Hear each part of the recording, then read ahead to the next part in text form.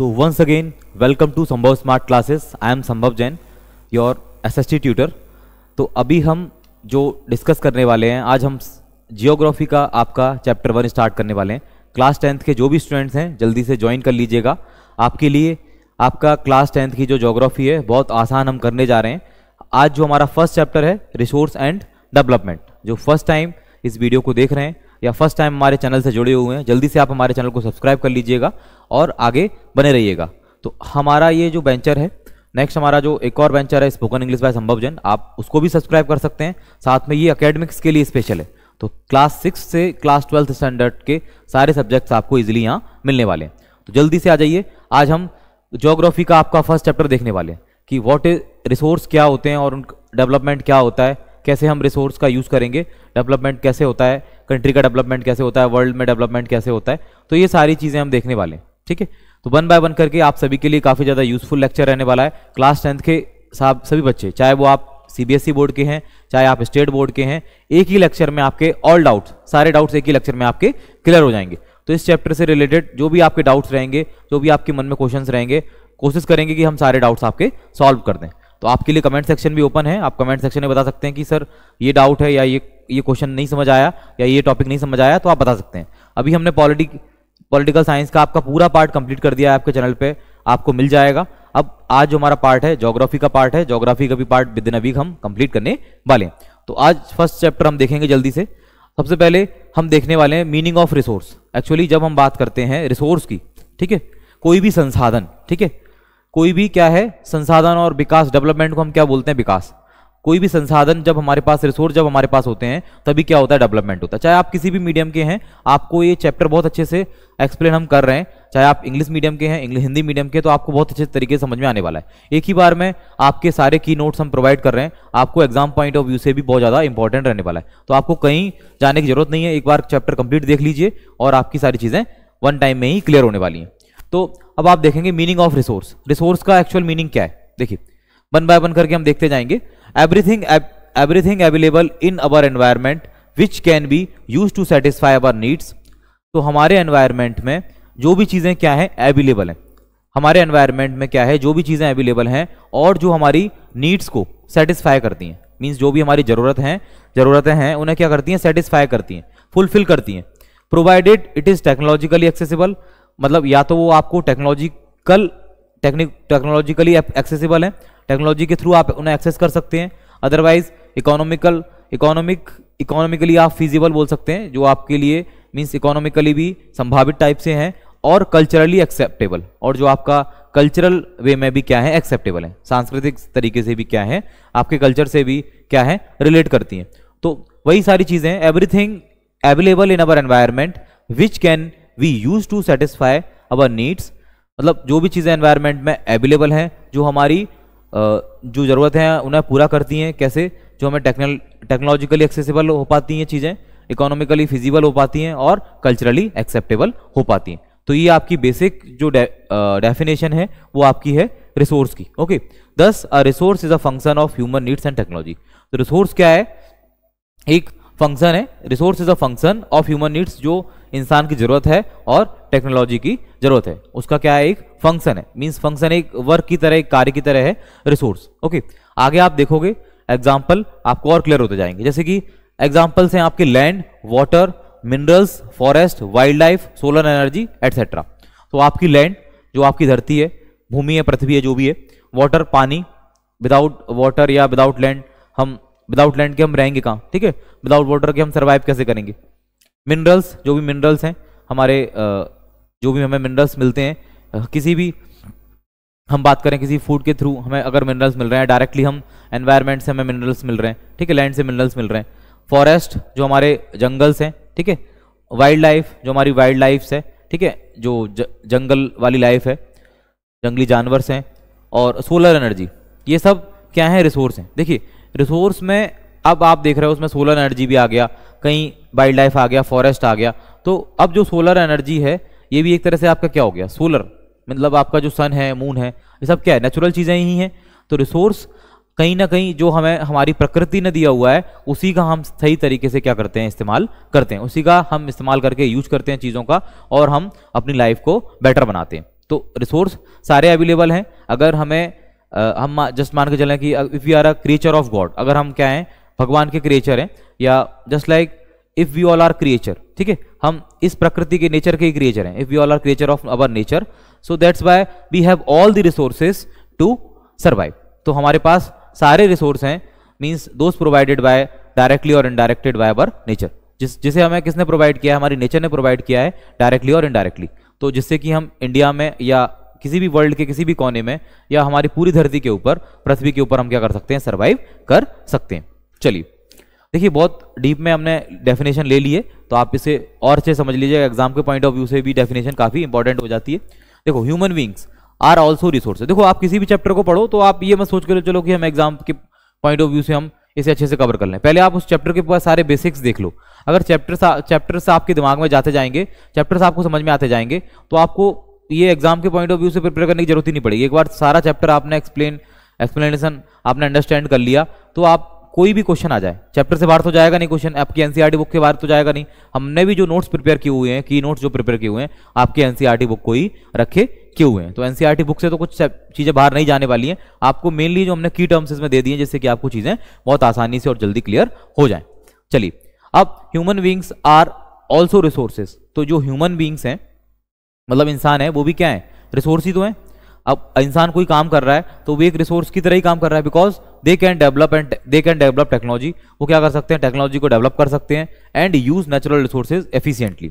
और एफिशिएंटली क्या कर सकते हैं, वो नेचुरल रिसोर्स को यूज कर सकते हैं। देखो, अगर हम नेचुरल रिसोर्स को एफिशिएंटली यूज नहीं करेंगे तो कहीं ना कहीं हमारे लिए प्रॉब्लम होगी। अगर वाटर है, नेचुरल रिसोर्स है, हम उसका अगर अच्छे तरीके से यूज नहीं करेंगे तो वो कहीं ना कहीं क्या हो जाएगा, खत्म हो जाएगा हमारे पर्टिकुलर एरिया से। तो वहाँ कंडीशन कैसी हो जाएगी, ड्रॉट जैसी कंडीशन हो जाएगी, या हम उसका वेस्टेज करेंगे तो हमें प्योर जो नेचुरल वाटर है वो नहीं मिल पाएगा, जो फ्रेश वाटर है वो हमें पीने के लिए नहीं मिल पाएगा। अब देखिए, types and classification of resources. Resource का टाइप क्या है और क्लासिफिकेशन क्या है। देखिए, resource can be classified into various basis. तो रिसोर्स को कई सारे तरीके से क्लासिफाई किया जा सकता है, जैसे कि on the basis of origin. Origin के बेसिस पे कैसे रिसोर्स को डिफाइन किया गया है, biotic resources obtain from living organism. देखो, इसमें भी क्या है, बायोटिक और अबायोटिक, मतलब ये जिनमें जान होती है, मतलब जो जी सकते हैं, जैसे कि आपके ऑब्टेन फ्रॉम लिविंग ऑर्गेनिज्म, जो लिविंग ऑर्गेनिज्म है, जो जीवित हैं, उनसे हम जो रिसोर्स हम लेते हैं या जो रिसोर्स होते हैं वो हमारे बायोटिक रिसोर्सेज होते हैं, ऑब्टेन फ्रॉम लिविंग ऑर्गेनिज्म, जिन्हें हम किससे प्राप्त करते हैं, लिविंग ऑर्गेनिज्म से। एग्जाम्पल क्या है आपका, प्लांट्स है, एनिमल्स है, ह्यूमन बींग्स हैं, ठीक है, फिशरीज है, एंड फॉरेस्ट है। तो प्लांट्स और आपके जैसे जो चीज़ें ग्रो करती हैं, आप बोल सकते हो बायोटिक क्या है, मीन्स जिनमें जान है, जो चीज़ें ग्रो करती हैं, जैसे प्लांट्स हैं, एनिमल्स हैं, ह्यूमन बींग्स हैं, फिशरीज एंड फॉरेस्ट हैं। Abiotic resource obtain from the non living things, मतलब किससे प्राप्त किए जा सकते हैं, नॉन लिविंग थिंग से। Non living thing just like metals हैं, जो भी आपको अर्थ के अंडर इनसाइड मिलते हैं, मेटल्स हैं, रॉक्स हैं, ठीक है, मिनरल्स हैं, वाटर है और सॉइल है। तो इनको माना जाता है जस्ट लाइक ये निर्जीव है, और ये बायोटिक आपके जस्ट लाइक सजीव है। क्या है, सजीव है, मतलब जिनके अंदर जान है और इनके अंदर कोई जान नहीं है। ऐसा माना जाता है कि ये मतलब ग्रो नहीं करते हैं, और ये आपके मेनली जो प्लांट्स, एनिमल्स, ये सब क्या करते हैं, ग्रो करते हैं। नेक्स्ट है ऑन द बेसिस ऑफ एग्जॉस्टेबिलिटी, ठीक है। अब एग्जॉस्टेबिलिटी के बेसिस पे हम रिसोर्स को कैसे डिसाइड करते हैं। फर्स्ट है रिन्यूएबल रिसोर्सेज, मतलब जिनको हम रिन्यू कर सकते हैं। रिन्यूएबल रिसोर्सेज हैं आपके, कैन बी रिन्यूड फॉर और रिप्लेनिश्ड नेचुरली, मतलब जो नेचुरली क्या हो जाते हैं, रिन्यू हो जाते हैं और रिप्लेनिश्ड हो जाते हैं। जस्ट लाइक फॉरेस्ट, अगर जंगल है, मान के चलो किसी ने जंगल काट भी दिया, तो अगर ग्रोथ हो रही है दोबारा से, तो उस जगह पे फिर से जंगल लग सकता है अगर आप उसका केयर कर रहे हो तो। नेक्स्ट है वाइल्ड लाइफ, तो वाइल्ड लाइफ भी है, जैसे कि इंसान भी मरता है देन फिर जन्म लेता है, उसी टाइप से वाइल्ड लाइफ चलती है। वाटर है, ठीक है, वाटर भी क्या है, जो साइकिल है, वाटर साइकिल है, उसके थ्रू वाटर भी आपका पानी है, आपने यूज़ किया, देन उसके बाद फिर नेक्स्ट ईयर आपकी फिर बारिश हुई, देन आपके पास पानी आया, इस टाइप से जो वाटर साइकिल चलती है। सोलर है, जैसे कि जो सूर्य है हमारा हर रोज निकलता है तो हमें सोलर एनर्जी मिलती है। वाइंड एनर्जी है, तो हवा चलती रहती है, कभी कम कभी ज़्यादा। नॉन रिन्यूएबल रिसोर्सेज, देखो इसमें नोट है एक, some renewable resources take time to renew. देखो अब ये रिन्यूएबल रिसोर्सेज हैं, अब आपने जैसे कि पानी खत्म कर दिया, मान के चलो आपके पास 1 साल के लिए वाटर है, बारिश हुई, आपने स्टोर करके रखा और आपने उसको कुछ महीने में ही खत्म कर दिया, तो जब तक बारिश नहीं होगी जब तक वो आपको वाटर नहीं मिल पाएगा अगर आपके आसपास कोई स्रोत नहीं है तो, ठीक है। तो ये क्या है, इसको हम मतलब ये कुछ टाइम लेता है, जो भी रिन्यूएबल रिसोर्सेज हैं मतलब फिर से रिन्यू होने में क्या लेते हैं, कुछ समय लेते हैं।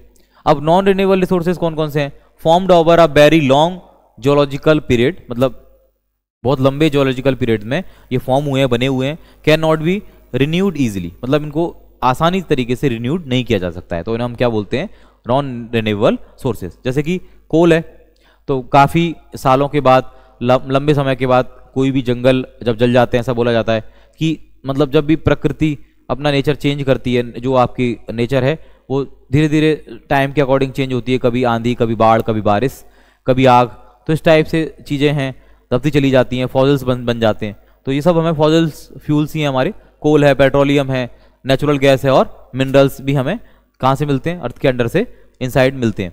Once exhausted these can not be regenerate quickly, मतलब जब एक बार ये खत्म हो जाते हैं तो इन्हें बहुत आसानी से, बहुत जल्दी तरीके से रीजनरेट नहीं किया जा सकता है। चलिए, on the basis of ownership, ownership के बेसिस पे कौन कौन से हम देखेंगे, इंडिविजुअल रिसोर्स हैं, ओन्ड प्राइवेटली बाय इंडिविजुअल, जैसे कि अब पर्टिकुलरली ऑनरशिप के बेसिस पे है, जैसे कि आप हो, आपका घर है, ठीक है, प्लांटेशन है, ठीक है, आपने जो भी खेती की है या प्लांटेशन आपने किया हुआ है, और फार्म लैंड है, जो आपकी फार्मिंग का लैंड है, आपने प्लांटेशन भी किया हुआ है साथ में, तो ये क्या है, आपका इंडिविजुअल रिसोर्स है। आपने पर्टिकुलरली मीन्स आपने नेचर का ही यूज किया है, लेकिन आपने खुद ने ग्रो किया है, आपने उसमें खुद ने आपने टेक्नोलॉजिकल या अपना जो माइंड यूज किया है आपने।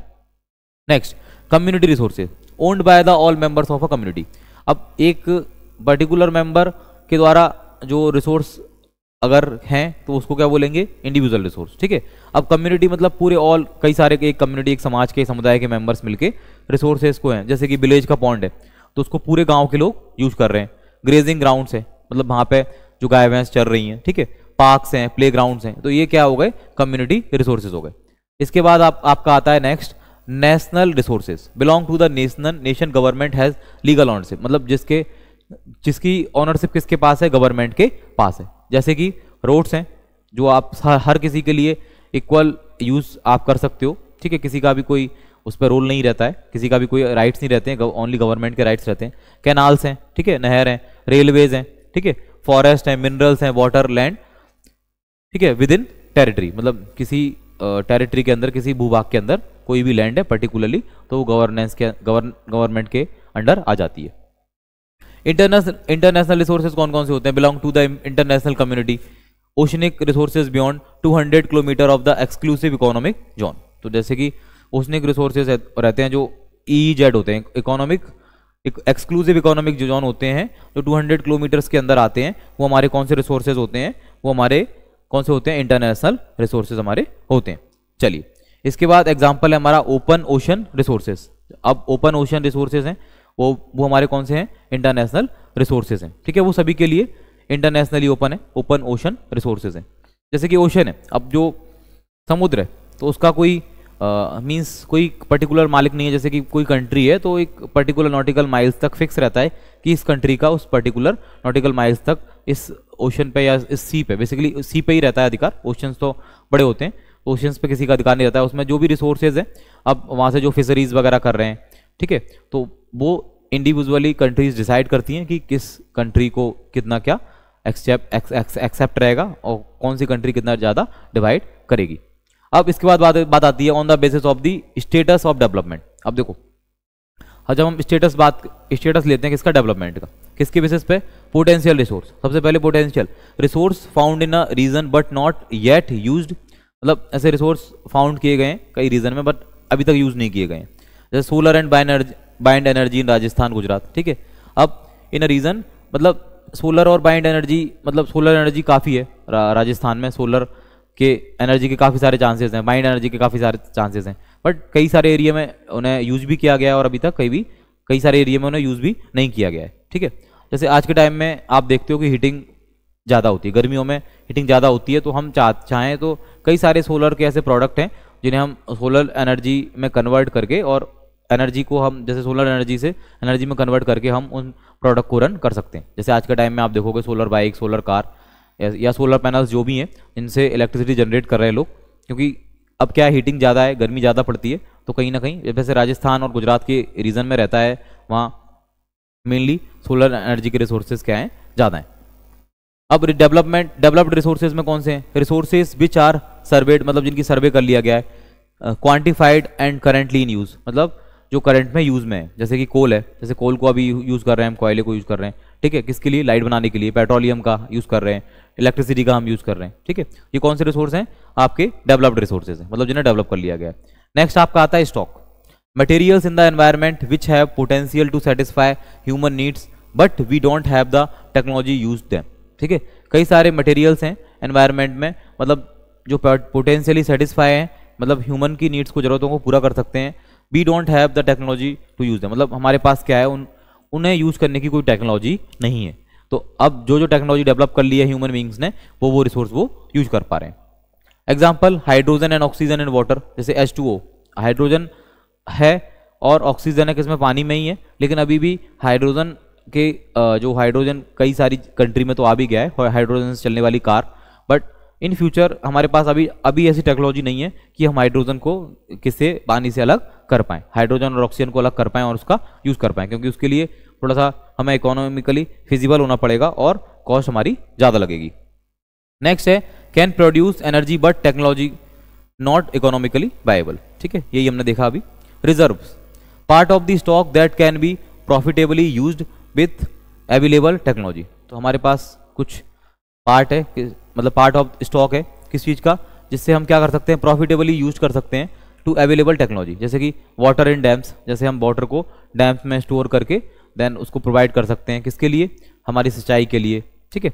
नेक्स्ट, फॉरेस्ट रिसोर्सेज, कई सारे फॉरेस्ट के ऐसे रिसोर्स हैं जिनका जो जंगल में जो हमें आइटम मिलते हैं, या जैसे कोई जड़ी बूटियाँ हैं या कोई मेडिसिन से रिलेटेड हैं, ठीक है, तो उनका हम यूज कर सकते हैं और उससे क्या कर सकते हैं, मतलब ये रिजर्व में हम रखे हुए हैं, मतलब आप उन्हें ऐसे गवर्नमेंट चाहे तो उनसे एक्स्ट्रा कॉस्ट जनरेट कर सकती है। तो part of stock that can be profitably used with the available technology. Development of resources, अब रिसोर्स का डेवलपमेंट क्या है, डेवलपमेंट ऑफ रिसोर्सेज, देखो resources are essentially for human survival, तो रिसोर्स क्या है, बहुत ज़्यादा जरूरी है, किसके, ह्यूमन के सर्वाइवल के लिए, मतलब इंसान के जीने के लिए, जीवित रहने के लिए रिसोर्स बहुत ज़्यादा जरूरी है। अगर हमारे पास रिसोर्स नहीं होंगे तो आप देखो हमारे पास भी एक रिसोर्स है, अगर मान के चलो ये माइक नहीं होता या ये क्लासरूम नहीं होता तो आप घर बैठ के आप नहीं सीख पाते, ठीक है। तो आज सारे रिसोर्स हमारे पास अवेलेबल हैं, जैसे आपका फ़ोन भी है तो आपके लिए रिसोर्स है एक, ठीक है, तो संसाधन है, उससे आप क्या कर रहे हो, आप क्लासेस ऑनलाइन ले पा रहे हो, तो कहीं ना कहीं हमारे लिए सारी चीज़ें क्या कर रही हैं, रिलेट कर रही हैं। Resource are essential for human survival but over exploration leads to problem like, लेकिन हम अगर इनका कुछ ज़्यादा यूज़ करेंगे, ओवर एक्सप्लोइटेशन हम इनका करेंगे तो क्या होगा, हमारे लिए प्रॉब्लम खड़ी हो जाएगी, जैसे कि रिसोर्स डिप्लीशन, मतलब रिसोर्स की कमी आने लगेगी, डिप्लीट होने लगेंगे। एक्युमुलेशन ऑफ रिसोर्स इन फ्यूएंट, कई सारे रिसोर्स तो डिप्लीट भी होने लगे हैं, ठीक है, उनकी बहुत कमी आने लगी है। तो जैसे कि कोल है, पेट्रोलियम है, तो हम आप जानते हैं जैसे गवर्नमेंट ने जो भी अभी तक जो भी टेक्नोलॉजी जिस गवर्नमेंट के पास है या अदर कंट्रीज़ के पास है, अभी तक फाइंड किया कि कुछ ही साल के रिसोर्सेज हमारे पास अवेलेबल रह गए हैं कि कोल और पेट्रोलियम, फिर गवर्नमेंट न्यू टेक्नोलॉजी को फाइंड करने में लगी हुई है। अगर हमारे पास कोल और पेट्रोलियम नहीं होंगे तो हमारे पास एनर्जी का और क्या रिसोर्स होगा। Accumulation of resource in few hands, जैसे कि कुछ पर्टिकुलर कुछ लोगों के हाथ में रिसोर्स का एक्यूमुलेशन रहता है, जैसे कि वही यूज़ कर पाते हैं, तो इनइक्वालिटी जिससे आ जाती है। Global warming, ozone depletion, global warming हो रही है, हम ज़्यादा से ज़्यादा जब फॉसिल फ्यूल्स को बर्न करते हैं तो जैसे ओजोन, हमारी जो ओजोन लेयर है वो क्या हो रही है, डिप्लीट हो रही है, और ग्लोबल वार्मिंग जैसी कंडीशंस, ठीक है, आगे बढ़ के आ रही हैं। इन्वायरमेंटल डिग्रेडेशन, ठीक है, इन्वायरमेंट को भी कहीं ना कहीं क्या हो रही है, हानि हो रही है, एनवायरमेंट भी खराब हो रहा है हमारा, किसकी वजह से, हम जब ओवर एक्सप्लॉयटेशन करते हैं किसका, रिसोर्स का, संसाधनों का। Hence resource development should be sustainable, तो रिसोर्स डेवलपमेंट कैसा होना चाहिए, सस्टेनेबल रहना चाहिए। अब हम सस्टेनेबल का भी आगे मीनिंग देखने वाले हैं कि सस्टेनेबल का मीनिंग, सस्टेनेबल डेवलपमेंट क्या होता है, मतलब हम चीज़ों को जितना ज़रूरी है उतना यूज करें और ऐसा मान के यूज करें कि हमारी जो फ्यूचर जनरेशन है, हमारी आगे वाली जनरेशन, आने वाली जनरेशन है, उन्हें भी उस रिसोर्स की कमी ना पड़े, वो भी अच्छे से उनका यूज कर पाएँ। तो इस टाइप से अगर हम यूज करते हैं तो वो आपकी सस्टेनेबल डेवलपमेंट हो जाता है। देखिए आप डेफिनेशन से क्लियर हो जाएगा, development that meets the needs of the present without compromising the ability of future generation, मतलब आप अपनी प्रेजेंट टाइम की नीड्स को फुलफिल करो, बट आप ये भी सोचो कि फ्यूचर में जो जनरेशन होगी उन्हें कंप्रोमाइज ना करना पड़े, ठीक है। आप अगर ओवर एक्सप्लॉइट करते हो तो आपकी वजह से उन्हें फ्यूचर में कंप्रोमाइज करना पड़ सकता है। The ability of future generation to meet their own needs, मतलब उन्हें अपनी जरूरतों को पूरा करने के लिए कंप्रोमाइज करना पड़ सकता है। जैसे कि कई जगह पे वाटर को आप देखते हो कि ओवर एक्सप्लॉइट कर लिया गया है, ठीक है, तो आप देखते हो लैंड वाटर है ही नहीं, तो कहीं ना कहीं ओवर एक्सप्लोरेशन की वजह से क्या हो रहा है, ओवर एक्सप्लोरेशन की वजह से उस जगह पे ड्रॉट वाली कंडीशन बन गई है, तो अब वहाँ वाटर अवेलेबल नहीं है, तो ऐसे में सिचुएशन क्या होती है, खराब होने लगती हैं, तो लोग क्या करने लगते हैं, फिर देन मूव करने लगते हैं, प्लेस को छोड़ने लगते हैं। अब दूसरी प्लेस पे भी जाएंगे तो वहाँ भी क्या पॉपुलेशन ज़्यादा है, तो कहीं ना कहीं प्रॉब्लम क्रिएट होने लगती है। सस्टेनेबल डेवलपमेंट गोल्स, हमारे कुछ सस्टेनेबल डेवलपमेंट के गोल्स हैं, जैसे कि इक्विटेबल यूज ऑफ रिसोर्सेज, मतलब रिसोर्स का यूज़ इक्विटेबल तरीके से हो, मतलब जितना जरूरी है उतना ही हम यूज करें, इक्वलिटी के साथ यूज करें। Balance between economic growth and economic conservation, देखो अगर आप जैसे कोई कंट्री इकोनॉमिक ग्रोथ कर रही है, ठीक है, इकोनॉमिक तरीके से आर्थिक तरीके से आप बढ़ रहे हो, लेकिन इकोनॉमिक डेवलपमेंट भी कंजर्वेशन भी बहुत ज़्यादा जरूरी है। तो जब तक हम कंजर्व नहीं करेंगे, जब तक हम ग्रोथ नहीं करेंगे, तो ग्रोथ और कंजर्वेशन दोनों एक दूसरे के क्या है, पहलू हैं। तो हम जब ग्रोथ कर रहे हैं, जैसे आप मान के चलो कि हमें ग्रोथ की, हमने किससे, हमने पेड़ों की कटाई की, पेड़ों की कटाई की, लेकिन हमने पेड़ों की कटाई करने के साथ साथ हमने मान के चलो न्यू फर्नीचर बनाया। अब न्यू फर्नीचर बनाने के साथ साथ हमारे माइंड में ये भी होना चाहिए कि हमने इतने पेड़ काटे और इतना न्यू फर्नीचर हमने बनाया, तो अब इसके लिए हमें नेक्स्ट जो जनरेशन है और अब हमें आगे की जरूरतों को पूरा करने के लिए नया जंगल लगाना भी होगा। तो इस टाइप से अगर आप सोच रख के चलोगे तो आप आगे बहुत अच्छा करोगे। मीन्स कंजर्वेशन बहुत ज़्यादा जरूरी है। अवॉइड ओवर एक्सप्लॉयटेशन, तो अवॉइड करना चाहिए ओवर एक्सप्लॉयटेशन को, ये मेन है। अब गांधी जी का व्यू क्या है, अब इस चैप्टर में गांधी जी का कुछ व्यू है।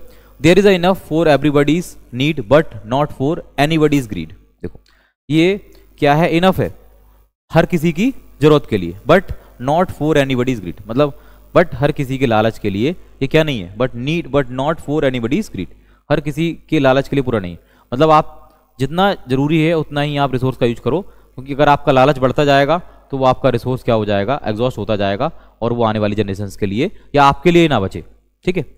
तो गांधी जी ने कितना अच्छा व्यू पॉइंट दिया है, there is enough for everybody's need but not for anybody's greed. Resource planning in India, अब इंडिया में रिसोर्स की प्लानिंग कैसे है, जैसे need, resource are unevenly distributed across India, तो इंडिया में भी क्या है, मतलब इवन तरीके से रिसोर्स क्या है, डिस्ट्रीब्यूट नहीं किया गया है, ठीक है, मतलब नहीं है एक्चुअली। जब भी हम किसी कंट्री की बात करते हैं तो अब कंट्री में आप मान के चले कि हमारे जो भी कंट्री में जितने भी स्टेट्स हैं, यूनियन टेरिटरीज हैं, तो हर स्टेट की अलग कंडीशन है, हर स्टेट की अलग लोकेशन है, डायरेक्शन है, तो अब उस स्टेट में पर्टिकुलर उस रीजन में, उस टेरिटरी में कौन कौन से रिसोर्स हैं, तो ये डिपेंड करता है, ठीक है। अब जैसे हम बात करें Jharkhand and Chhattisgarh, rich in minerals coal, अब झारखंड एंड छत्तीसगढ़ ऐसे लोकेशन पे हैं जिस लोकेशन पे क्या है, मिनरल्स और कोल्स क्या है, ज़्यादा है। इसी टाइप से अगर हम बात करें राजस्थान की, राजस्थान में डेजर्ट ज़्यादा है और वाटर क्या है, बहुत कम है, poor in water. Arunachal Pradesh की हम बात करें, rich in forest, Arunachal Pradesh में जंगल ज़्यादा है, पुअर इन इंफ्रास्ट्रक्चर वहाँ पे, लेकिन इंफ्रास्ट्रक्चर क्या है, कम है, सुविधाएं क्या है, बहुत कम है, मूलभूत सुविधाएं भी नहीं है। अब स्टेप्स इन रिसोर्स प्लानिंग, अब कुछ स्टेप्स हैं रिसोर्स की प्लानिंग की जिन्हें हम देखेंगे। Identification and inventory of resources through serving, देखो आइडेंटिफाई किया जाता है और इन्वेंटरी की जाती है किसकी, रिसोर्स की, किसके थ्रू, सर्वे के थ्रू, सर्वे कराए जाते हैं गवर्नमेंट के द्वारा, कई सारी टेक्नोलॉजिकल डिवाइसेस के थ्रू, टेक्नोलॉजिकल पर्सन्स के थ्रू मैपिंग कराई जाती है और मेजरमेंट्स कराए जाते हैं, ठीक है। प्लानिंग स्ट्रक्चर विथ, अभी आपने देखा होगा कुछ टाइम पहले इंडिया में भी जो हमारा यूरेनियम है और जो भी हमारे परमाणु ऊर्जा से रिलेटेड हैं, ठीक है, एटॉमिक जो भी एनर्जी हमें डिमांड है, तो उसका कहीं ना कहीं इंडिया में बहुत बड़ा रिसोर्स मिला है जम्मू एंड कश्मीर में, बट वो रिसोर्स तो मिल गया है, बट उस तक पहुंचना और रिसोर्स को एक्चुअली हमारे लिए फिजिबल होना बहुत अभी क्या है, मतलब मुश्किल है, आप उस रिसोर्स तक पहुंच पाओ और उस रिसोर्स को आप यूज़ करने लायक बना पाओ, तो ये बहुत डिफिकल्ट है। Planning structure with appropriate technology skills and institutional setup, तो प्लानिंग स्ट्रक्चर किसके साथ, मतलब हमारे पास पर्टिकुलर अप्रोप्रिएट टेक्नोलॉजी है उस रिसोर्स को हैंडल करने के लिए, स्किल्स हैं, ठीक है, और इंस्टीट्यूशनल सेटअप्स हैं कि कैसे उस रिसोर्स का आगे डेवलपमेंट किया जाएगा। Matching resource development plans with national development goals, तो मतलब रिसोर्स का मैचिंग जो है किससे, डेवलपमेंट प्लान से, किसके साथ हमें, मतलब गोल क्या है हमारा, नेशनल डेवलपमेंट का जो गोल है उसे हमें मैच करना है, रिसोर्स डेवलपमेंट का जो प्लान है उसे हमें एक्चुअली, जो हमारे नेशन ने कोई डिसाइड किया है कि हमें इतने समय में ये डेवलप करना है, तो हमारे जो रिसोर्स है उसका भी क्या होना चाहिए, गोल्स मैच होना चाहिए किससे, हमारे डेवलपमेंट से। अब importance, ensure balanced development of all regions, तो हम क्या करते हैं, इंश्योर करते हैं कि जो बैलेंस डेवलपमेंट है, मतलब सारे रीजन में बैलेंस डेवलपमेंट हो। मान के चलो कि हमने देखा कि बिहार और झारखंड या Uttar Pradesh, MP, UP, particular अलग अलग रीजन में अलग अलग रिसोर्सेज हैं, ठीक है। अब उन्हें हमें क्या करना पड़ेगा, पर्टिकुलरली डिस्ट्रीब्यूट भी करना पड़ेगा। अब जिस मतलब स्टेट में जिस भी चीज़ की क्या है कमी है, उस स्टेट में हमें उस चीज़ को प्रोवाइड करना होगा, या जिस भी रीजन में जिस चीज़ की कमी है उस रीजन में हमें उससे क्या करना पड़ेगा, डिस्ट्रीब्यूट करना पड़ेगा। प्रमोट्स सस्टेनेबल यूज़, तो हमें प्रमोट सस्टेनेबल यूज़ को क्या करना है, प्रमोट करना है। लोग रिसोर्स का बहुत फिजिबली तरीके से, सस्टेनेबल तरीके से क्या करें, यूज़ करें। अब लैंड रिसोर्सेज, अब हमारे पास कुछ लैंड के रिसोर्सेज हैं, जैसे कि कौन कौन से हैं, natural resources that supports natural vegetation, wild life, human life, economic activities, transport, communication, ये आप सब समझते हैं। तो ये क्या है, हमारे कुछ लैंड के क्या हैं, रिसोर्सेज हैं। अब land use pattern in India, अब इंडिया में लैंड का यूज़ करने के कुछ पैटर्न है, जैसे कि फॉरेस्ट है। हमारे इंडिया में अलग अलग फॉरेस्ट, अलग अलग स्टेट में अलग अलग फॉरेस्ट हैं, उनका कुछ कुछ पर्टिकुलर एरिया डिसाइड है कि इस एरिया में या इस स्टेट में इतना पर्टिकुलर फॉरेस्ट है। कंजर्वेशन के लिए, वाइल्ड लाइफ कंजर्वेशन के लिए नेशनल पार्क्स हैं, बाकी सारी चीज़ें भी हैं। अब देखिए forest, land not available for cultivation, ठीक है, बैरन एंड नॉन एग्रीकल्चर यूज़, तो जो लैंड किसके लिए अवेलेबल नहीं है, मतलब कल्टीवेशन के लिए, वहाँ पे खेती नहीं की जा सकती, तो वो किस टाइप की लैंड है, बैरन और नॉन एग्रीकल्चरल यूज़ के लिए है वो, ठीक है। Fallow land, temporary and current fallow, मतलब फैलो लैंड है, मतलब जो काफ़ी समय से पड़ी हुई है, जिस पर कोई खेती नहीं की गई है, तो वो टेम्परेरी और फैलो लैंड की तरह डली हुई है। नेट सोन एरिया, मतलब जो पर्टिकुलरली जो एरिया शो करता है, नेट सोन एरिया, ठीक है। या यहाँ हम ले सकते हैं जो पर्टिकुलरली जिस क्षेत्र में क्या की जाती है, उपज की जाती है कोई भी, या बुवाई की जाती है, तो उसका नेट सोन एरिया हो गया। Permanent pastures, grazing land and plantation, तो इसमें हम देखेंगे, देखो लैंड यूज पैटर्न इंडिया में, फॉरेस्ट हम देख रहे हैं, फॉरेस्ट कितना है। Land not available for cultivation, कौन सी लैंड है, कितने परसेंट लैंड है वो कल्टीवेशन के लिए अवेलेबल नहीं है। फैलो लैंड कितनी है, नेट सोन एरिया कितना है, ठीक है। और परमानेंट पेस्चर्स, मतलब जो परमानेंट पेस्चर्स है, ग्रेजिंग लैंड है, प्लांटेशन हैं, ये सारी चीज़ें हम देखेंगे। अब ये सारे फैक्टर्स हैं जो इन्फ्लुएंस करते हैं लैंड के यूज़ को। फिजिकल फैक्टर्स में कौन कौन सा आता है, टोपोग्राफी, मतलब उस एरिया का जैसा भूभाग है, क्लाइमेट है, उस एरिया का मौसम है, सॉइल का टाइप है, तो अब ये सारी चीज़ें डिसाइड करती हैं। ह्यूमन फैक्टर्स में कौन कौन से आ जाते हैं, जैसे पॉपुलेशन है, अब ओवर पॉपुलेशन है तो उस एरिया में लैंड का क्या होगा, कमी होगी, लैंड की कमी होगी तो रिसोर्सेज की भी क्या होगी, कहीं ना कहीं कमी होगी। पॉपुलेशन, टेक्नोलॉजी और ट्रेडिशंस, टेक्नोलॉजी भी अगर हाई नहीं है तो प्रॉब्लम कहीं ना कहीं क्रिएट होगी। लैंड डिग्रेडेशन एंड कंजर्वेशन, अब लैंड को कैसे डिग्रीगेट करते हैं हम, डिग्रीगेट करते हैं और कैसे कंजर्व करते हैं, ठीक है। लैंड डिग्रेडेशन और conservation. Cause of land degradation, मतलब लैंड के डिग्रेडेशन के क्या कारण है, मतलब जो लैंड है उसका डिग्रेडेशन हो रहा है, मतलब उसकी गुणवत्ता क्या होती जा रही है, कम होती जा रही है, ठीक है, खत्म होती जा रही है, कम होती जा रही है, मतलब पर्टिकुलरली वो खराब होता जा रहा है पोर्शन। किस वजह से, जैसे ओवर इरीगेशन, मतलब ज़्यादा से ज़्यादा सिंचाई करते हैं लोग, अगर ज़्यादा सिंचाई कर रहे हो तो वो भी क्या है, हमारी लैंड को क्या है, हमारी लैंड के लिए खतरा है। वाटर लॉगिंग एंड सैलिनिटी, मतलब पानी रुक जाता है और वहाँ पे क्या बढ़ जाती है, नमक की मात्रा बढ़ जाती है, तो वो लैंड क्या है, खेती के लायक नहीं रह जाती है। डिफॉरेस्टेशन, जंगलों को काटना। ओवर ग्रेजिंग, मतलब किसी भी पर्टिकुलर एरिया में ज़्यादा चराई अगर होती है तो उस एरिया में पर्टिकुलर जो भी वनस्पति है वो क्या होती है, खत्म होती चली जाती है। माइनिंग एंड क्वेरिंग, अब माइनिंग कर रहे हैं ज़बरदस्ती किसी एरिया में, पर्टिकुलरली वहाँ रेत निकाल के पूरी नदी को खोद देते हैं, या पर्टिकुलरली किसी पहाड़ को खोद दिया तो वहाँ का जो भी रिसोर्स है वो क्या होता है, धीरे धीरे डिके होने लगता है। इंडस्ट्रियल एफ्लुएंट्स, मतलब वहाँ पे किसी भी पर्टिकुलर स्पेस में जो इंडस्ट्री है उसको सेटअप कर दिया और उससे बहुत ज़्यादा पॉल्यूशन हो रहा है, या आसपास के जो भी रिसोर्स हैं धीरे धीरे कम होते जा रहे हैं, लोगों को प्रॉब्लम हो रही है। अब कंजर्वेशन के कुछ मेजर्स हैं, उन्हें देखेंगे। Afforestation and proper forest management, मतलब ज़्यादा से ज़्यादा क्या किया जाए, जंगलों को लगाया जाए, अफॉरेस्टेशन किया जाए और जो फॉरेस्ट है उनका प्रॉपर तरीके से मैनेजमेंट किया जाए। जो पर्टिकुलर अभी तक जो फॉरेस्ट बचे हुए हैं उनको भी हम क्या कर सकते हैं, मैनेज करके ग्रो कर सकते हैं। कंट्रोल ओवर ग्रेजिंग, मतलब ज़्यादा चराई पे क्या की जाए, रोक लगाई जाए, ठीक है, कंट्रोल किया जाए। प्लांटिंग शेल्टर बेल्ट्स बनाए जाएँ, प्लांटिंग मतलब प्लांटेशन किया जाए, पेड़ों को बहुत ज़्यादा से ज़्यादा लगाया जाए। टेरेस फार्मिंग की जाए, कैसे की जाए, टेरेस फार्मिंग की जाए। अब इसके बाद कंट्रोल प्लगिंग इन हिली एरियाज, क्या किया जाए, प्लगिंग की जाए हिली एरियाज में, जैसे पहाड़ी वाले जो एरिया हैं वहाँ पे क्या की जाए, मतलब प्लगिंग की जाए, खेती की जाए। जैसे कि आप देखते हो जो सीढ़ीनुमा खेती बना के करते हैं ना खेती, टेरेस फार्मिंग करना भी बहुत आजकल धीरे धीरे कॉमन होता जा रहा है। जैसे कई सारी ऐसी जगह हैं जहाँ पे कॉमन लैंड नहीं है, ठीक है, फिजिबल नहीं है खेती करना, तो टेरेस फार्मिंग करके हम क्या करते हैं, वहाँ खेती करते हैं। Proper disposal of industrial waste, जो इंडस्ट्रियल वेस्ट है उसका क्या किया जाए, प्रॉपर तरीके से डिस्पोज किया जाए उसे। सॉइल एज अ नेचर, अब हम यहाँ बात करेंगे soil, natural medium for plant growth. क्या है, natural medium for plant growth, plant की ग्रोथ के लिए, मतलब सॉइल क्या है सबसे ज़्यादा, मतलब सबसे फर्स्ट जो है नेचुरल मीडियम ही है प्लांट की ग्रोथ के लिए, वो क्या है, सॉइल है आपका।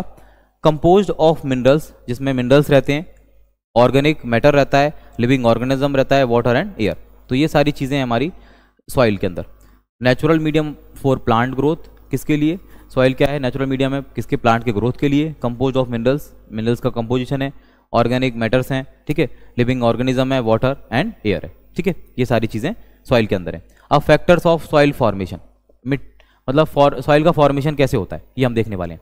देखिए पेरेंट रॉक, कुछ पेरेंट रॉक होते हैं, आप पढ़ चुके हैं, ठीक है, पहले भी आप 9th क्लास में भी पढ़ चुके हैं। कुछ पेरेंट रॉक हैं, क्लाइमेट है, कैसा वेदर कंडीशन कैसी है, रिलीफ, ठीक है, इसके बाद फ्लोरा एंड फोना, ठीक है, फ्लोरा और फोना जो हमारे वनस्पति और जीव जंतु हैं, और टाइम, तो ये सारे फैक्टर्स हैं जो कहीं ना कहीं अफेक्ट करते हैं किसके लिए, सॉइल के फॉर्मेशन के लिए। इसके बाद types of soil in India, कई सारे टाइप हैं सॉइल के इंडिया में, जैसे कि एलुवियल सॉइल, एलुवियल सॉइल है, ठीक है, ब्लैक सॉइल है, रेड एंड येलो सॉइल है, लेटराइट सॉइल है, एरिड सॉइल है और फॉरेस्ट सॉइल है। देखो अगर आपको इस चैप्टर से अगर कोई क्वेश्चन आता है तो ये क्वेश्चन काफ़ी इंपॉर्टेंट हो जाता है, टाइप्स ऑफ सॉइल, उनका फॉर्मेशन और उनका फीचर्स और मेजर एरियाज, तो आप 1 बाय 1 करके इसको देखोगे, काफ़ी यूजफुल है ये। देखो सबसे पहले हम बात करेंगे एलुवियल सॉइल की, किस सॉइल की हम बात करेंगे, एलुवियल सॉइल की हम बात करेंगे। इसका फॉर्मेशन कैसे होता है, डिपॉजिटेड बाय रिवर्स, मतलब इसको कौन बहा के लेके आती हैं, नदियां बहा के लेके आती हैं। वेरी फर्टाइल, बहुत ज़्यादा उपजाऊ होती है, रिच इन पोटास, ठीक है, पोटास इसमें हाई क्वांटिटी में, अच्छी क्वांटिटी में पोटास होता है, ठीक है, पोटास, लाइम, चूना भी अच्छा होता है, गुड फॉर राइस, ये किसके लिए, किसकी खेती के लिए अच्छे होते हैं, चावल की खेती के लिए, गेहूं की खेती के लिए और गन्ने की खेती के लिए। नॉर्दर्न प्लेन्स कोस्टल एरिया, ये कहाँ पाई जाती है, alluvial soil mainly northern plains में, जो उत्तर भारत के मैदान हैं, जस्ट लाइक यूपी वाला, बिहार वाला जो एरिया है, और कोस्टल एरियाज में ये पाई जाती है। इसके बाद आती है ब्लैक सॉइल, ठीक है, काफ़ी इंपॉर्टेंट सॉइल है, फॉर्म्ड फ्रॉम लावा रॉक्स, ये किससे बनी हुई है, जो लावा रॉक से बनी हुई है। मॉइस्चर रिटेंटिव, ठीक है, मॉइस्चर रिटेंटिव होती है ये। रिच इन आयरन, मतलब इसमें आयरन की मात्रा ज़्यादा होती है। लाइम अच्छा होता है। आइडियल फॉर कॉटन, और ये कॉटन की खेती के लिए क्या होती है, सबसे अच्छी सॉइल होती है ब्लैक सॉइल। डेक्कन प्लेट्यू, जो हमारा महाराष्ट्र वाला रीजन है उसमें पाई जाती है। एमपी और गुजरात, महाराष्ट्र, एमपी और गुजरात में पाई जाती है। नेक्स्ट है इसके बाद हमारी रेड एंड येलो सॉइल। देखो रेड एंड येलो सॉइल, तो इसका फॉर्म क्या है, क्रिस्टलाइन रॉक से ये फॉर्म हुई है। इसमें आयरन की मात्रा ज़्यादा होती है। नाइट्रोजन क्या होता है इसमें, पुअर होता है, और ह्यूमस भी क्या होता है इसमें, पुअर होता है। नाइट्रोजन और ह्यूमस क्या होते हैं, पुअर होते हैं किसमें, रेड और येलो सॉइल में। और ये किस रीजन में पाई जाती है, उड़ीसा, छत्तीसगढ़, कर्नाटक और तमिलनाडु। आप भी इस टाइप का एक चार्ट बना सकते हैं और उस चार्ट की हेल्प से आप इस क्वेश्चन को सॉल्व कर सकते हैं। इस क्वेश्चन को आप इस टाइप से एग्जाम में भी करके आएंगे ना, तो आपको फुल मार्क्स मिलने वाले हैं। आप ध्यान रखिए, आप क्लास 10th के स्टूडेंट हैं, तो आपको मेनली जो इस टाइप्स का जो पैटर्न है फॉलो करना पड़ेगा। थोड़ा सा डिफरेंट पैटर्न आपको लिखना पड़ेगा आपके क्वेश्चंस को राइट करने के लिए। नेक्स्ट है लेटराइट सॉइल। लेटराइट सॉइल क्या होती है, due to leaching in heavy rainfall, मतलब ये कब आती है ये सॉइल, लेटराइट सॉइल, मतलब जब हैवी बहुत ज़्यादा बारिश होती है तब। पुअर इन फर्टिलिटी, मतलब इसमें क्या है, मिट्टी में उपजाऊपन थोड़ा सा क्या होता है, बहुत कम होता है। Suitable for T and coffee, तो ये किस लिए सूटेबल होती है, टी और कॉफ़ी के लिए। ये कहाँ पाई जाती है, वेस्टर्न घाट्स और नॉर्थ ईस्टर्न स्टेट में पाई जाती है। जैसे आपके नॉर्थ ईस्ट के जो भी स्टेट हैं, असम, अरुणाचल प्रदेश, त्रिपुरा, ये वहाँ पाई जाती है। एरिड सॉइल डेजर्ट एरियाज में रहती है, ठीक है, सैंडी होती है। इसका नेचर कैसा होता है, सैंडी है, सैलाइन है, ठीक है, पुअर ह्यूमस है। इरीगेशन मेक्स इट कल्टिबल, जब इसमें सिंचाई करते हैं तो ये क्या हो जाती है, उपजाऊ बन जाती है, मतलब खेती करने लायक बन जाती है। और ये कहाँ पाई जाती है, राजस्थान और गुजरात में। इसके बाद बात आती है आपकी फॉरेस्ट सॉइल की। Rich in humus in lower slopes, जो लोअर स्लोप्स होते हैं उनमें मतलब ह्यूमस क्या होता है, अच्छा होता है। पुअर ऑन हायर स्लोप्स, मतलब हायर स्लोप्स हैं, ऊपर की साइड है, तो उनमें क्या होता है, पुअर होता है, ठीक है। Rich in humus in lower slopes and poor on higher slopes, तो हायर स्लोप्स में ह्यूमस पुअर होता है, कम होता है, ठीक है, और लोअर स्लोप में ह्यूमस कैसा होता है, ज़्यादा होता है। ये कहाँ पाई जाती है, हिमालयन और फॉरेस्टेड रीजन में। कहाँ पाई जाती है ये, हिमालय के रीजन में और फॉरेस्ट का जो भी रीजन है उसमें पाई जाती है। अब देखो इसके बाद बात हम करेंगे सॉइल इरोजन एंड कंजर्वेशन की, कि मिट्टी का जो क्षरण हो रहा है और उसको कंजर्वेशन हमें कैसे करना है, बचाव कैसे करना है, जो क्षरण हो रहा है उसको कैसे रोकना है। देखो सॉइल इरोजन क्या होता है, removal of top fertile soil by bind और वाटर। तो क्या करते हैं, हवा और पानी, पानी भी सेम काम करता है, हवा भी सेम काम करती है। जब भी आंधी आती है या कंटिन्यूस बाइंड चलती रहती है तो मिट्टी की जो ऊपर की लेयर है ना वो हट जाती है। जैसे ही पानी बरसता रहता है तो मिट्टी के ऊपर की लेयर हट जाती है, उससे क्या होता है, सॉइल का इरोजन होता है। अब इसके कई सारे तरीके हैं, जैसे कि पेड़ क्या है, मिट्टी के कटाव को रोकते हैं। जैसे पेड़ जिस जगह पे होते हैं तो अपने साथ में क्या है, अपनी जड़ों में मिट्टी को जकड़े रहते हैं। जब डिफॉरेस्टेशन हो जाता है तो क्या है, उस जगह पेड़ नहीं है, प्लेन एरिया है, तो मिट्टी क्या होती है, बह जाती है। ओवरग्रेजिंग, ज़्यादा घास की चराई से भी हो जाता है। इम्प्रॉपर फार्मिंग, गलत तरीके से फार्मिंग करने से भी हो जाता है। और फ्लड्स, जब बाढ़ आती हैं तो मेनली जो मेन पार्ट है सॉइल का, ऊपर से उसकी जो परत है बह जाती है। वाइंड है, ठीक है, हवाएं चलती हैं। अब इस दो इरोजन के टाइप्स हैं, एक कौन सा होता है, गली इरोजन, एक शीट इरोजन। तो ये इंपॉर्टेंट है, आपके एग्जाम में क्वेश्चन भी आता है, गली इरोजन और शीट इरोजन। क्या है गली इरोजन, क्या होता है, फॉर्मेशन ऑफ डीप गलीज, ठीक है, किसका, डीप जो गलीज बन जाती हैं जिनके थ्रू क्या होती है, मिट्टी बह जाती है पानी से। और शीट इरोजन होता है थिन लेयर रिमूवल, मतलब उसकी पतली लेयर जो होती है वो क्या होती है, रिमूव हो जाती है। अब इसके कंजर्वेशन के मेथड हैं, कंटूर प्लगिंग, कंटूर प्लगिंग की जाती है, कंजर्व मतलब मिट्टी को क्या करने के लिए, रोकने के लिए, मतलब उसके क्षरण को रोकने के लिए। टेरेस फार्मिंग की जाती है, मैंने आपको बताया, जैसे कि पहाड़ों पर से डायरेक्ट मिट्टी ना ढके तो उस टाइप से सीढ़ी नुमा खेती कर दी जाती है। स्ट्रिप क्रॉपिंग कर दी जाती है, स्ट्रिप तरीके से उसको क्रॉप कर दिया जाता है। अफॉरेस्टेशन मतलब जंगलों को बढ़ावा देना, पेड़ों को लगाना। Shelter belts of tree to check bind, मतलब शेल्टर बेल्ट्स बना दिए जाते हैं जिससे कि मतलब हवा पास होके निकलती रहे, मिट्टी डायरेक्ट क्या ना हो, डायरेक्ट पास ना हो, ठीक है। अब कुछ की टर्म्स हैं जो हमें याद रखने होंगे। जैसे हमने पूरा चैप्टर देख लिया अच्छे से, आपको अच्छे समझ में आया होगा, सारी हमने सॉइल के टाइप देख लिए, रिसोर्स देख लिया, डेवलपमेंट देख लिया। अब हमें ये देखना है कि रिसोर्स का हमने जो एक बार रिमेंबर का आप कर लीजिए, याद कर लीजिए, पूरा चैप्टर आपने अच्छे से समझ लिया। रिसोर्स क्या है, anything satisfying human needs if technologically accessible and economically feasible. तो ये हम पहले भी डेफिनेशन ऊपर देख चुके हैं। सस्टेनेबल डेवलपमेंट क्या है, use of resources without harming future needs. तो ये छोटी छोटी डेफिनेशंस हैं, इन्हें आप अपने पास नोट कर सकते हैं और एग्जाम में आप इन्हें लिख सकते हैं। लैंड डिग्रेडेशन क्या है, decline in land productivity due to human and natural causes. Soil erosion क्या है, removal of top soil due to wind और वाटर। रिसोर्स प्लानिंग क्या है, strategy for equitable and sustainable use of resources. ये आपकी resource planning है। अब कुछ इस चैप्टर से मैप वर्क भी आ जाता है, सीबीएसई में, स्टेट बोर्ड में भी आता है कहीं कहीं, तो आप देख सकते हैं। देखिए मेजर सॉइल टाइप्स आपके सीबीएसई की जो बुक है आप देख सकते हैं, अदरवाइज हम किसी और क्लास में जब इसका एक बार हम क्वेश्चन आंसर की प्रैक्टिस जब करेंगे इस चैप्टर की, तो वहाँ हम देख लेंगे एक पूरा मैप लेके कि पर्टिकुलर किस रीजन में कौन सी टाइप की सॉइल है। जैसे अभी हमने नॉर्मली चार्ट में देखा कि किस जो आप देखते हो, अगर हम बात करें फॉरेस्ट सॉइल किस रीजन में, हिमालयन रीजन में है, तो ठीक है। अब आप देखो हिमालयन रीजन हमारे इंडिया के मैप में कहाँ आता है, तो major soil types of India, ये इंपॉर्टेंट मैप वर्क का क्वेश्चन है। स्टेट्स रिच इन मिनरल्स, कौन से स्टेट्स हैं जो मिनरल्स में रिच हैं, एंड कोल कौन कौन से हैं, झारखंड, छत्तीसगढ़, उड़ीसा है ये, ठीक है। States with high land degradation, यहाँ पे बहुत ज़्यादा मिट्टी का क्षरण हो रहा है, ठीक है, मिट्टी का कटाव हो रहा है, बहुत ज़्यादा मिट्टी का डिग्रेडेशन हो रहा है। कहाँ कहाँ, high land degradation, Rajasthan, MP और महाराष्ट्र में। Areas of black and alluvial soil, black और एलुवियल सॉइल के कौन से एरियाज हैं, ये आपको फिल करने के लिए मैप के इंपॉर्टेंट क्वेश्चन हमने दे रखे हैं। ये हर साल इनकी प्रायोरिटी रहती है कि आते ही हैं ये क्वेश्चंस। अब देखो कुछ बोर्ड एग्जाम्स के बेस्ड क्वेश्चंस हैं, जैसे जो एग्जाम्स में आपको पर्टिकुलरली पूछे जा सकते हैं, काफ़ी कॉमन क्वेश्चंस हैं, इंपॉर्टेंट क्वेश्चंस हैं। Define sustainable development and give an example, sustainable development को आपको डिफाइन करना है और एक एग्जाम्पल देना है। Why resource planning essential in India, जो रिसोर्स की प्लानिंग है इंडिया में क्यों इसेंशियल है, कैसे इसेंशियल है। मेंशन एनी टू कॉजेज, हमें दो कारण बताने हैं किसके, लैंड डिग्रेडेशन के, एंड सजेशन, जो सजेशंस हमें मेजर करने हैं, ठीक है। अब डिफरेंशिएट बिटवीन रिन्यूएबल, क्या हमने डिफरेंस देखा है, कौन कौन से रिन्यूएबल सोर्सेज हैं, कौन कौन से नॉन रिन्यूएबल सोर्सेज हैं, उनके बीच डिफरेंशिएट करना है। Explain the types of soil found in India, तो हमें जो सॉइल के टाइप्स हैं जो इंडिया में फाउंड किए गए हैं उनका हमें क्या करना है, हमें उन्हें एक्सप्लेन करना है। तो 1 बाय 1 करके हमने पूरा चार्ट देखा, ये आपको की नोट्स के साथ हमने पूरा चैप्टर अच्छे से एक्सप्लेन कर दिया। इसके बाद भी अगर आपको कोई डाउट रह जाता है कोई टॉपिक आपको नहीं समझ आया है तो कमेंट सेक्शन आपके लिए ओपन है, आप इसे एक बार और रिपीट करके आप देख सकते हैं, तो आपको सारी चीज़ें वन बाय वन करके क्लियर हो जाएंगी और आप अपने पास नोट्स बना सकते हैं।